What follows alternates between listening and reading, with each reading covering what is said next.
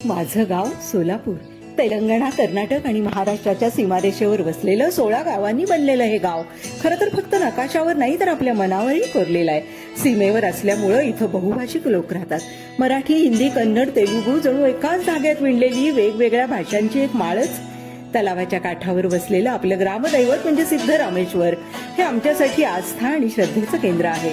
इथं दरवर्षी मकर संक्रांतीला भरणारी जत्रा म्हणजेच गड्डा, गजबजलेला तो माहोल आजही डोळ्यासमोर उभा राहतो. मग येतो सम्राट चौकातील प्रभाकर स्वामी महाराजांचा उत्सव.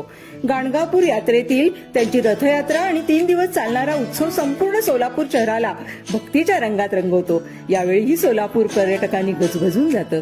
सोलापूर म्हणजे खरं तर तीर्थक्षेत्रांचं प्रवेशद्वार. महाराष्ट्रातला प्रत्येक भक्त आयुष्यात एकदा तरी अक्कलकोट, तुळजापूर, गाणगापूर, पंढरपूर या वाटेनं जातोच आणि पावन होतो. आणि एकदा सोलापूरला आला की इथली खासियत घेऊनच परततो.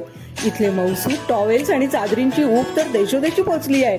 इतकंच नव्हे तर इथली पारंपरिक चवींची खाद्य संस्कृती मन मोहून टाकते.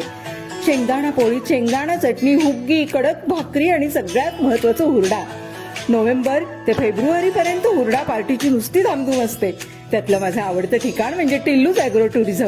गावचं खरं खुरं आयुष्य जवळून अनुभवायला इथं जगभरातून पर्यटक येतात.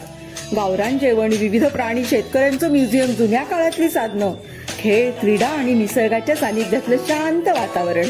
आहा, हे सगळं अनुभवायला एकदा तरी यायलाच हवं. कारण सोलापूर म्हणजे फक्त शहर नाही तर आपुलकीचा अनुभव आहे.